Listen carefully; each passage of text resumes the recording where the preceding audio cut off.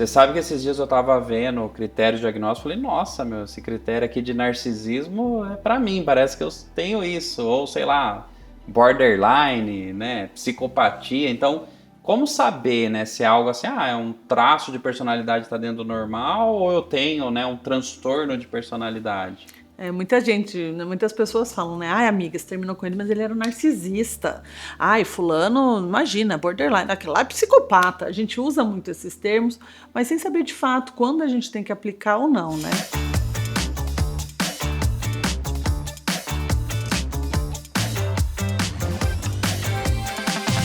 Pessoal, bem-vindos, eu sou o Dr. Saulo, médico neurologista. E eu sou a doutora Maria Fernanda, médica psiquiatra. Mas aí eu pergunto para a psiquiatra, né? Como é que eu diferencio personalidade normal de um transtorno de personalidade, né? Porque eu entendo assim, né? Personalidade é o meu jeito de ser, né? O jeito que eu nasci programado ali para manejar, para gerenciar minhas emoções. A personalidade ela tem a ver com as nossas reações, as nossas ações, os nossos pensamentos, a forma como eu lido diante dos problemas, das demandas da vida, né?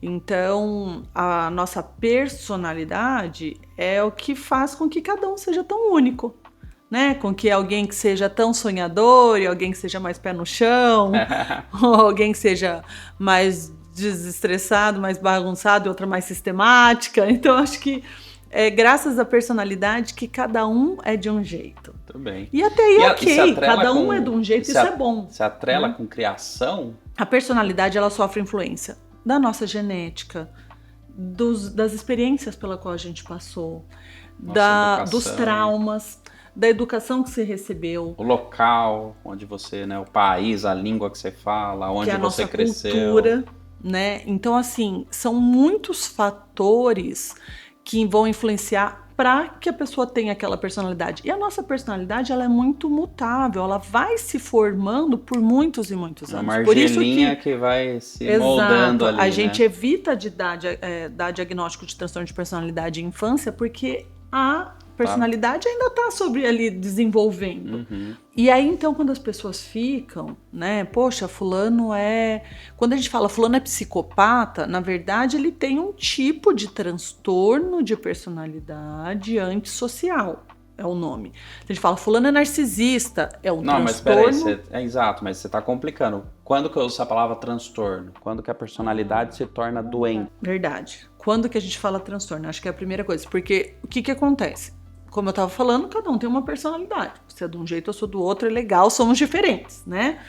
Mas o grande ponto é, a partir do momento que esse meu jeito de ser começa a trazer prejuízo, sofrimento para mim, ou para as pessoas que comigo convivem, ou para minha funcionalidade, me atrapalha no trabalho, me atrapalha na faculdade, me atrapalha ali na minha funcionalidade, aí eu passo a ter então um transtorno de personalidade. Porque, gente, todo mundo tem traços de personalidade. Você vai lendo, se eu pegar aqui e ler todos os transtornos de personalidade narcisista, do sociopata, do que, tá falando, nossa, eu sou. Tem vários que você se identifica.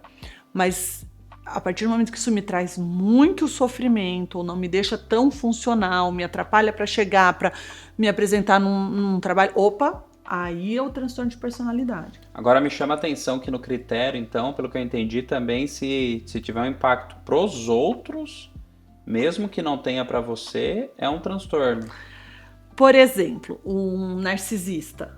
É difícil um narcisista buscar. Ele não vai chegar e falar assim, eu sou maravilhoso, por que eu vou procurar um psiquiatra? Eu não preciso, as pessoas que precisam que não sabem lidar comigo. O narcisista, geralmente, ele procura mais o tratamento quando a família falou, ou você se trata ou não aguento mais. Uhum. Aí ele vai.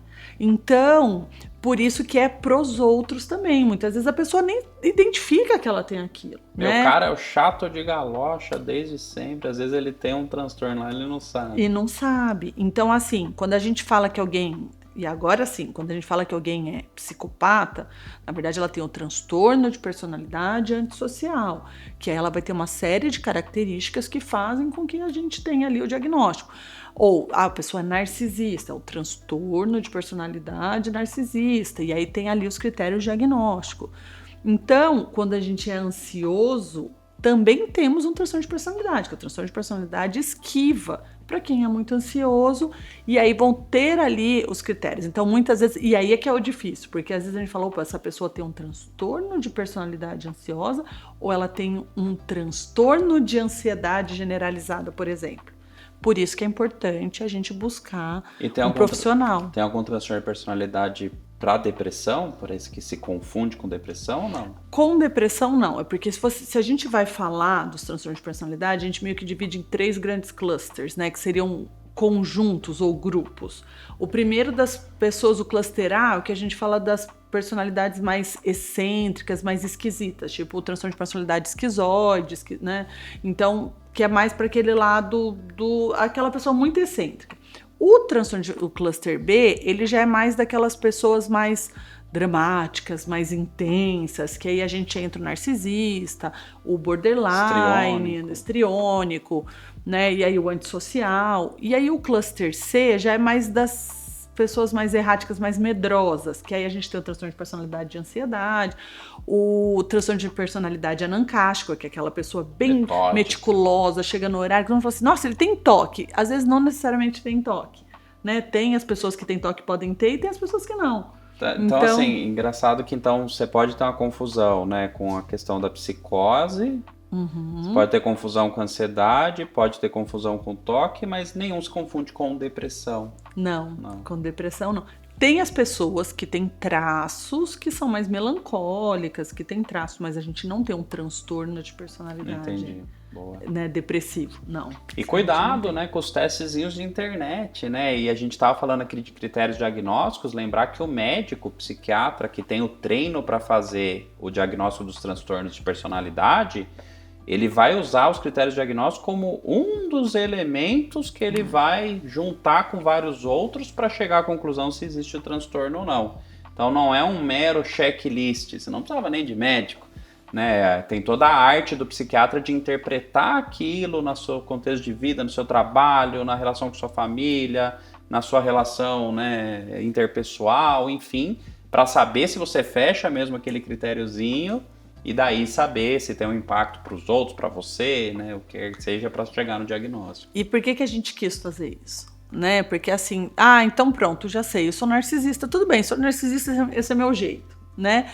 Não é bem assim. Como é um transtorno, vamos lembrar que tem sofrimento, seja para mim ou para os outros. E aí existe remédio que muda a nossa personalidade? Não tem, gente. Não tem. Então, o tratamento para os transtornos de personalidade é terapia. Porque a gente consegue sim mudar a personalidade, mas através de terapia. E aí, é um processo doloroso, ninguém está dizendo que não vai ser, é um processo demorado, mas a gente consegue. O tratamento medicamentoso para os transtornos de personalidade vai ser mais, é o que a gente fala de um tratamento sintoma-alvo. Ele não vai mudar a minha personalidade, mas por conta dessa personalidade eu estou muito impulsivo, ou eu estou muito deprimido, eu fiquei muito ansioso. Aí eu consigo dar o remédio ali para ajudar naquele sintoma, mas eu não vou mudar a personalidade. Isso só a terapia vai conseguir. Então é isso, pessoal. Espero que tenham gostado do vídeo. A gente agradece muito a audiência. Se não faz parte do canal, se inscreva. Não deixa aí de colocar a sinetinha para ela te avisar quando tiver vídeo novo. Um abraço.